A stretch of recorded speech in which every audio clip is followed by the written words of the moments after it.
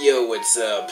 Mood616 here, and I'm back with a contest entry for an awesome YouTuber, somebody that I watched way before I started making videos. I've only been making videos for roughly about a year now. Yeah, it was someone that I watched way before. Awesome guy, just such an awesome, he's got great knowledge of horror, films, everything. I'm talking about Rhine1988. Yeah, such an awesome guy. He's given, or he's holding a contest giving away Deadly Blessing DVD.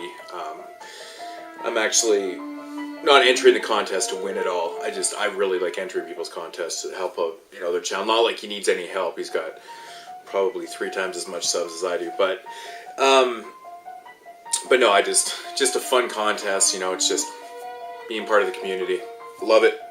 The question was, you wanted for us to show off, or what you think that are, 5 underrated horror films, just underappreciated films, films that need more love. Yeah, I do apologize if it's really dark in here. It's like 11:15 at night. I just got home from work, and been thinking about the contest all day at work, and on the drive home, and I came up with a couple in my head, grabbed a couple more off the shelf when I came home, and yeah, I'll just get right into it here. First up is a film that's actually relatively modern, super modern actually. I think it's saying 2005, 2004, something like that. So I get it's relatively new, but Zombie Honeymoon. This was a film that I seen a couple years back, and I didn't have any idea what I was getting myself into with this one. I thought it looked pretty cheesy. But it turned out to be really cool. It was like a zombie kind of love story deal. Just a lot fucking cooler than I ever thought it was going to be. And honestly, I never hear anyone talk about this film. I never see anyone show it, whatnot. I'm sure people have seen this or even own this, but it doesn't really get mentioned a lot in, good zombie movies, good, newer zombie films. I do recommend this one, and I thought it was really fucking fun. But if you can see that, Zombie Honeymoon. Very cool film. Next up is an anthology film from the early 70s, I believe 1973. It's an English anthology film. I'm a really, really big fan of anthology films. I try to buy as many of them as I can. I have a huge collection of them. This one I love, and I find it's really underrated. Not a lot of people, talk about this one in as one of the better anthology films, but I beg to differ. I think it's fantastic, and I'm talking about From Beyond the Grave. This has got 3 stories in it, I believe, and a cool wraparound story. Just really, really fucking underrated. Donald Pleasance is in this. Yeah, it's really well done, really fucking cool film, and it just needs more love, If you like anthology films and you've never seen this one, it's part of the Twisted Terror collection. You can get the box set. It's got 6 films in it for fucking major cheap, man. You can get it for like $15 or whatever.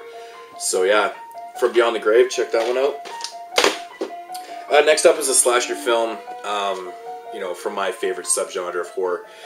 A lot of people know about this film. It doesn't get mentioned a whole lot in people's top slasher films. I love this film for different reasons. I think, I'll show it here. The original Stepfather film from 1987. I believe it came out in 87. I don't know. Yeah, I want to say it's 87. Don't quote me on that.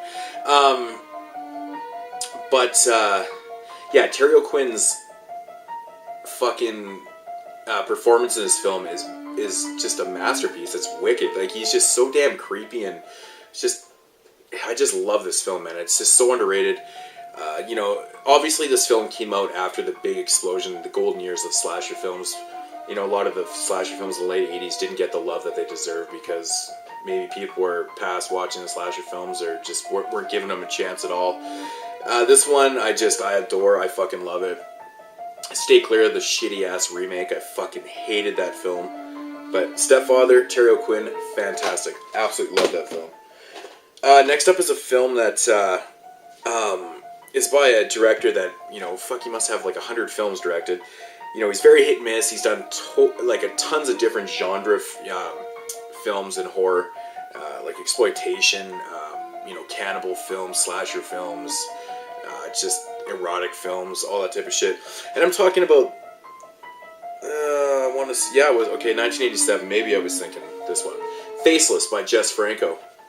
It's a really, really fucking cool, kind of, I guess it's considered a slasher film, in a way. I don't really know about that, but it's just it's just a really, really fucking messed up movie. One of my favorite Jess Franco films. You know, he's just got so many fucking movies. Some of them are terrible, some of them are good, but this movie Faceless is just fantastic. It's yeah, I don't really want to get into the plot of it, but it is fucking messed up. It's got some really crazy gore in this. It's just messed. But yeah, Faceless, love that film. And this is a film I just reviewed for my my 52 weeks of my 52 horrific weeks 1981 series that I'm doing on my channel right now. And I absolutely love this film. I've like heard no one talk about this film. Like really, it came out, I believe, I want to say like early last year. But I'm talking about Ghost Keeper. Now this film is so thick with atmosphere, it's just ridiculous. It's kind of like the end of the movie kind of turns into, it even says psychological and supernatural horror on here. It's, you know, it's based on the Winnebago, or however the fuck you say it. But this film is fucked, man. It's like, it's just so cool, man. It's just such a fucking awesome film. Like, one of the best films I've watched in a long time. But like I said, I hear no one talk about this. That also may be because it is a Code Red release. Code Red releases go in and out of print so fucking fast that you can still pick this one up. It is $20, so it's still in print. But yeah, I mean, still people are reluctant to pay $20 for a movie. But you know what? The $20 on this one is highly, it's worth it. You know, this was awesome. I loved every minute of Ghost Keeper. It's a slow burner, but it really does pay off in the end.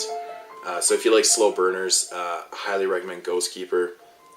Like I said, it is Code Red, so it is a little harder to get. But yeah, so that was 5 films that I think are underrated. I mean, I could have went on forever. I actually had to put back. I changed up a couple times. I had other ones that I picked out, and I was like, whatever. But you know, I thought I'd go with those ones, and yeah, it's my contest entry. I'm just getting ready to watch Toxic Zombies in the background here. So yeah, Rhine1988, you're an awesome guy. If you're not subscribed to Rhine1988, I will fucking leave a link down below, but I'm sure if you're watching this video, you're probably subscribed to him, so. But anyways, I'll leave the link down below, and yeah. Cheers, buddy. Deuces.